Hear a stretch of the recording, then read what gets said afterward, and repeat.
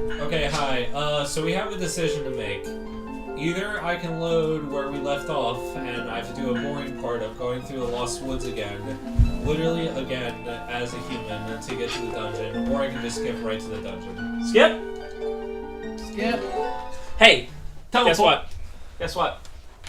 It's Ben. It's Trev. He's playing. He has a controller in his hand.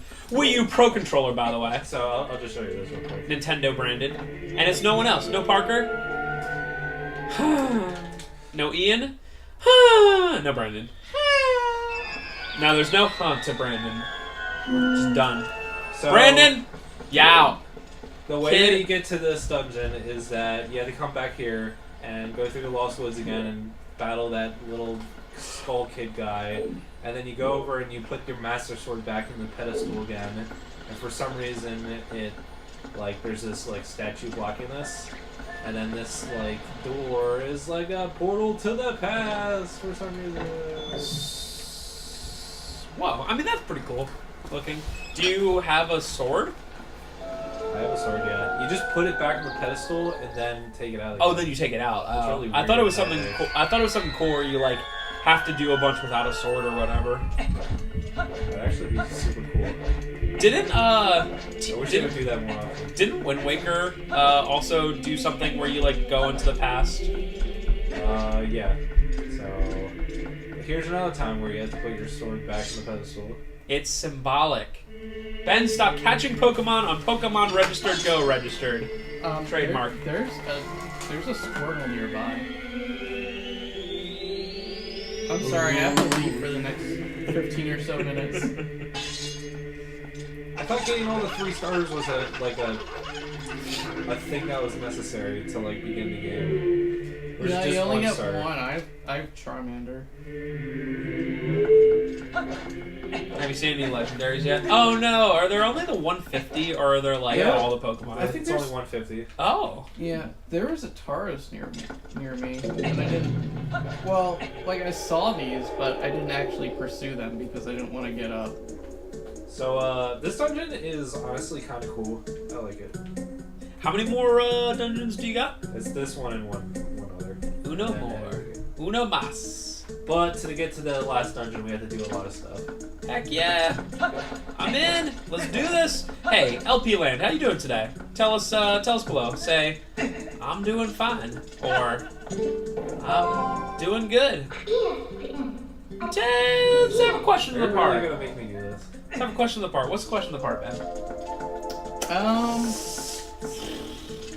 I really wish I had more time because after watching Summer Games Done Quick, which by the way is going on right now, I don't care that you're watching this in November when it was first uploaded. It's July right now, okay? Fourth wall, broken.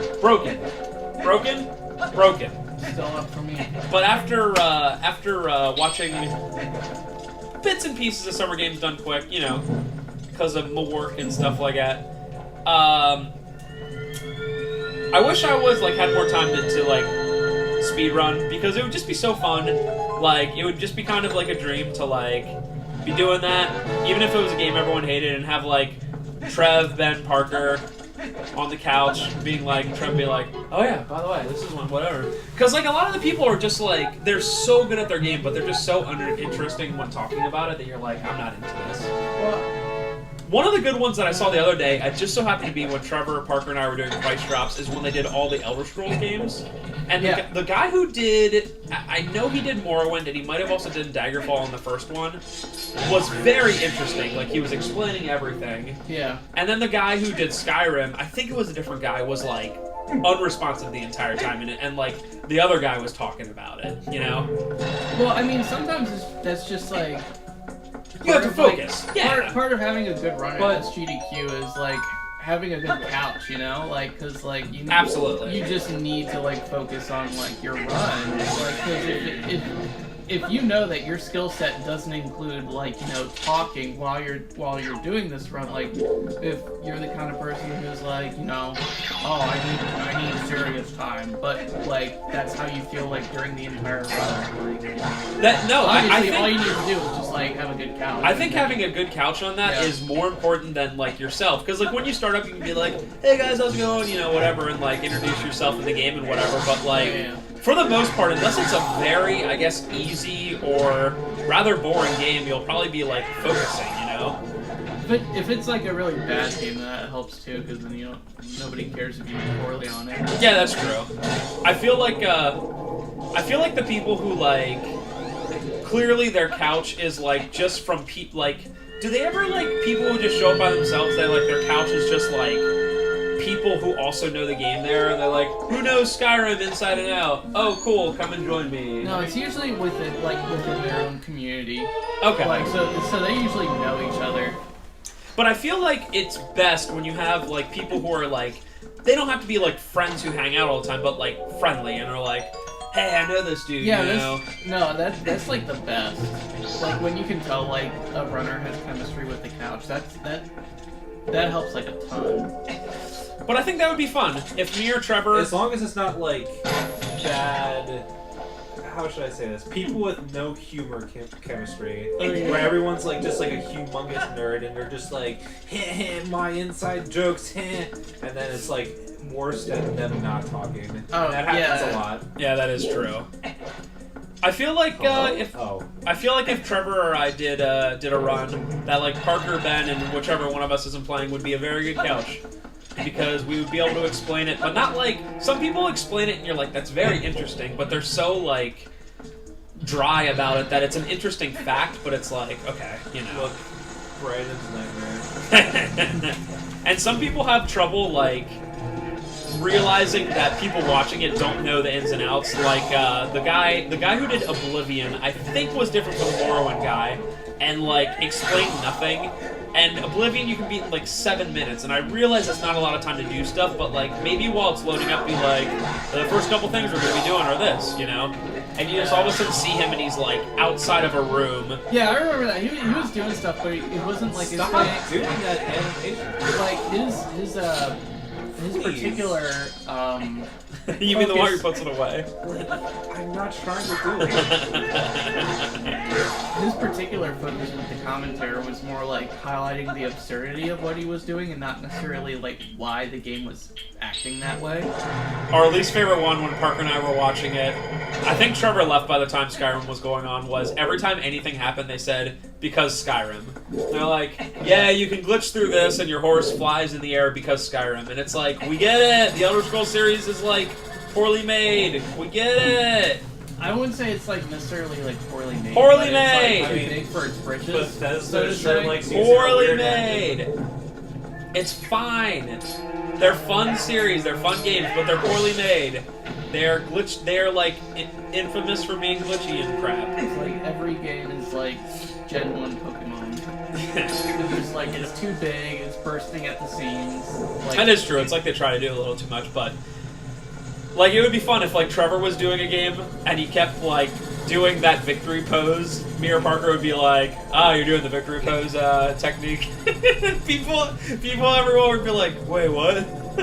Yeah, you save seconds by doing the victory pose. It's great. It's just yeah. Except like doing commentary of Zelda, people would be like, yeah, actually.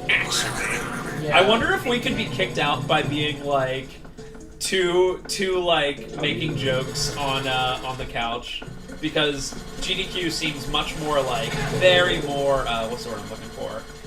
Like much more serious. Much more serious. Where like Well, I mean, they are representing Doctors Without Borders, so I get it, but you can also have fun when raising for charity. yeah.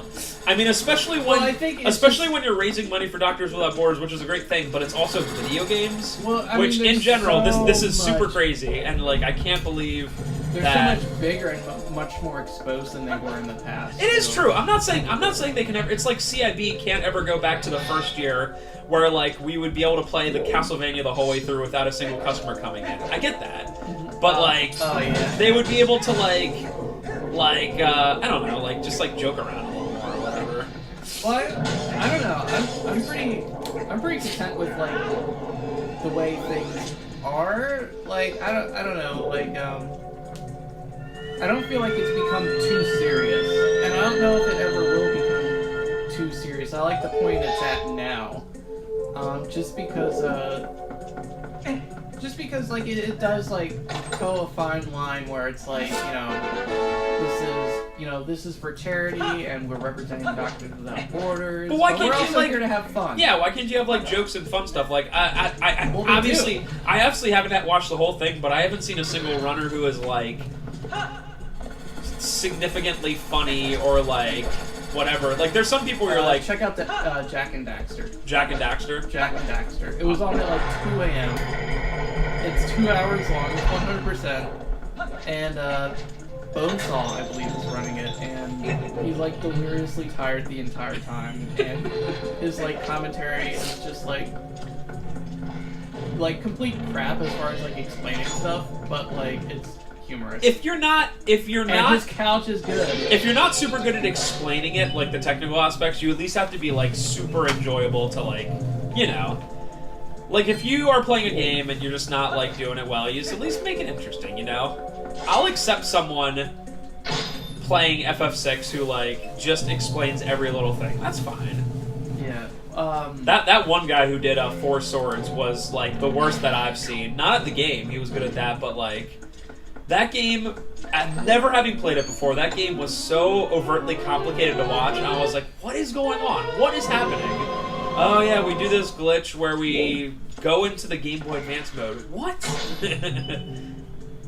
I need to watch like so many runs. Like I watched so many. Well, you have like half a year to catch up for Yeah, AGQ. like when I was like, when I was at work, I obviously like couldn't focus on it for like certain parts, and well, actually for a lot of the part, it was just kind of like background noise, unfortunately. But like and then at home, like usually like falling asleep or something.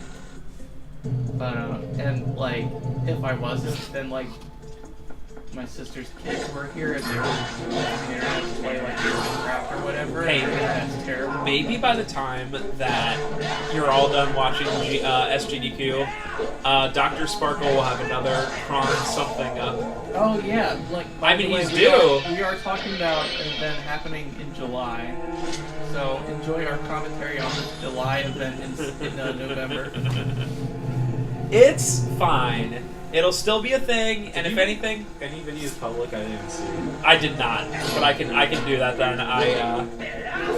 My bad. I'm sorry. YouTube land. I'm sorry. But at the very least, even if they're watching it later, you know, after we upload it, they can be getting hyped for AGDQ.